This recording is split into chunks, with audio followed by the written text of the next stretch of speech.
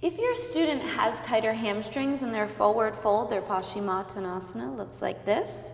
You can have them take their fingertips back instead of forward to help move the buttocks back and shift the tilt in the pelvis so that we open up the angle right at the butt there and stretch the hamstring. Otherwise, another option, if reaching the floor back isn't there for them, you can have them sit at the edge of the block, which will kind of naturally tilt their pelvis forward for the forward fold. Now, if that's all good, from this position, she's got her toes pointed skyward. There are many teachers that teach rolling out the flesh underneath the buttock.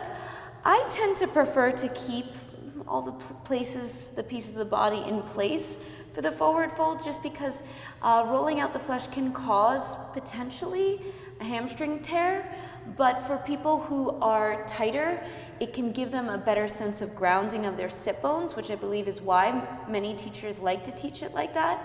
But you know, it's up to you. Generally, I just like to have my students sit down, keep their flesh just where it is, protecting their hamstrings. And then from this position, she's going to tilt her pelvis. And we're going to think of the chest reaching forward first before we round down. Yeah, so chest forward, chest forward. Then from this position, once the student reaches their edge, if they can't reach their feet, we can use a strap around the front of their legs or hold onto the calves. If your student ends up in this position with their knees quite bent, then you can encourage them to just relax and continue to think of relaxing the backs of the knees down. And you can even have your student close their eyes and with their mind's eye locate the little fibers that are gripping and do their best to consciously let go, let go, let go.